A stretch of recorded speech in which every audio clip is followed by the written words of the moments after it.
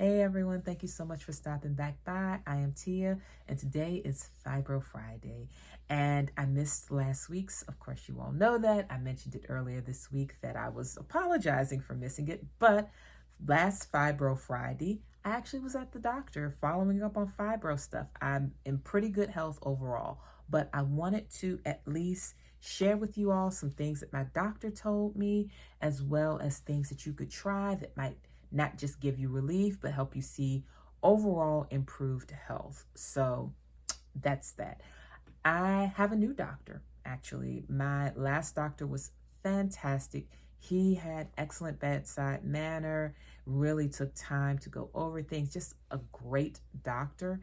And he went to private practice. And so he left the current clinic that I use. He left it so that he could work closer to his home, which is over an hour away from the city where I live. So I won't be journeying to see him and leaving this practice, but I was a little hesitant because I didn't know what kind of doctor I would get when I came to meet this new one that they've assigned to me. Well, she's fantastic, I'm thankful to say.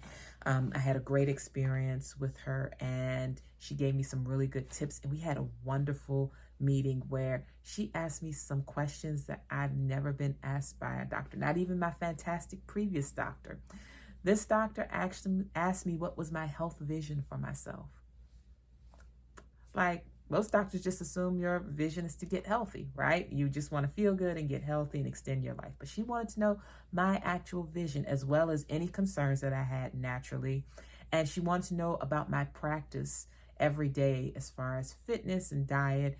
And she asked me specifically, what do I do for joy each day? What things do I do to make my life wonderful and enjoyable daily? And I thought that was just a really good question. So I'm throwing that out there for you to let you know what kind of doctor I am working with now. So I gave her some of my concerns. I didn't have a laundry list. It was a fairly short list, but I figured, hey, I can get a feel for her and see what kind of recommendations she had.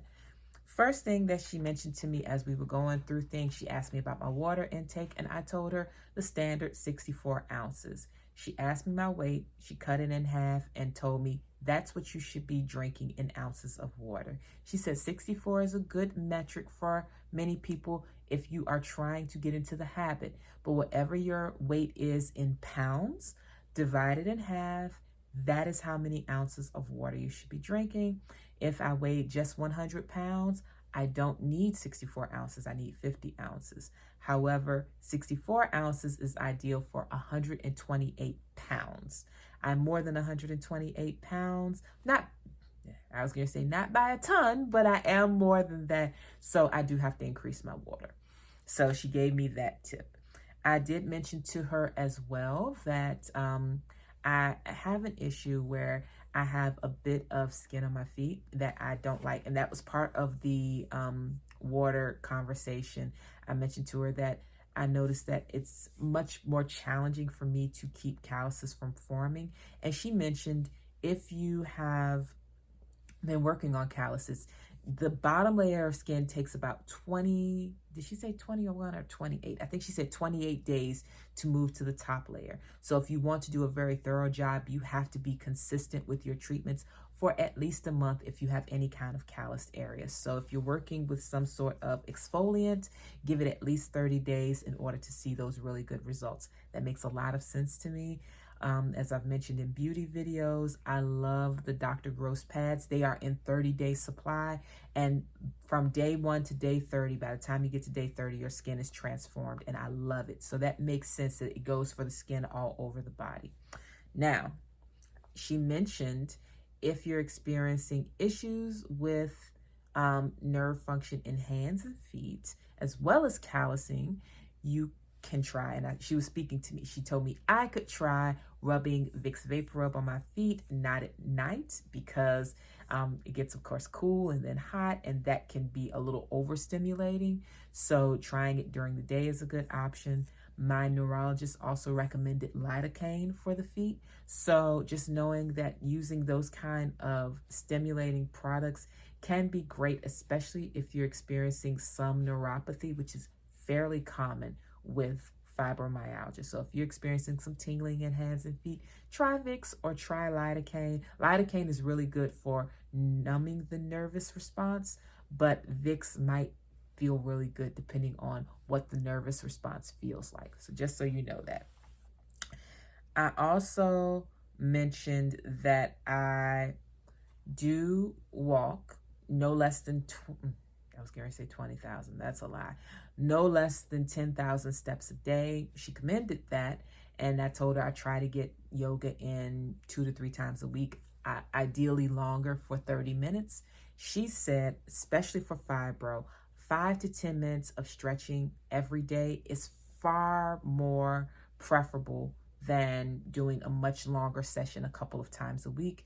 You need that constant movement of the muscles because you can get a bit stiff, a bit tired, and things don't feel so good when you get to that point. So she mentioned, and I'm looking at her list here, daily yoga, absolutely. So she's already advised me that I will have a much longer session in about 2 or 3 months after I schedule my follow-up with her, because that's when I should be following up with her, because in 2 or 3 months, we're going to have the sleep talk. She wants me to do something drastically different for my sleep in order to get it on point, because it's still not as great consistently as it needs to be, as evidenced by this video, which I'm filming very late at night and feeling completely awake, though I probably look pretty tired. So she also mentioned to, if you are trying diet in order to manage symptoms, which is something that I'm also playing around with, she recommends, if you're going to do something plant-based, to absolutely keep protein, plant sources of protein, high on the list. So hemp hearts and chia seeds and that kind of thing. She totally agrees with that. Also, I told her about the turmeric that I mentioned a couple weeks ago. She co-signed that 100%. She says she personally takes it. And while she says the research on glucosamine and chondroitin is lacking a bit, she said it's not as good as she would like to recommend for the sake of recommending it to her clients. She said 100% of the time she recommends turmeric and black pepper supplements. So if you're doing that, you know, of course, do glucosamine and chondroitin if you get benefit. But if you don't get benefit, turmeric is fantastic on its own, and you can find many inexpensive sources for taking turmeric. So keep that in mind. You do not have to use the one that I recommended. In fact, I'll give you a couple of links below so that you can find a different turmeric supplement. I don't know why that word was escaping me, but you can find a different turmeric supplement which will hopefully help with inflammation. She absolutely recommends it, even for fibromyalgia, because she said inflammation is just a condition that exists in almost everybody pretty much. So anything you can do to help manage that is great. So let me see. Is there anything else? She said, oh, and she'll have me do some fasting labs as well before our next appointment, because she wants to see about my lipid panels as well as my various vitamins, to check the levels on that. Since I have transitioned to a majority plant-based diet, she wants to check out all of my vitamin stores to see what's going on with that. So yeah, that is it.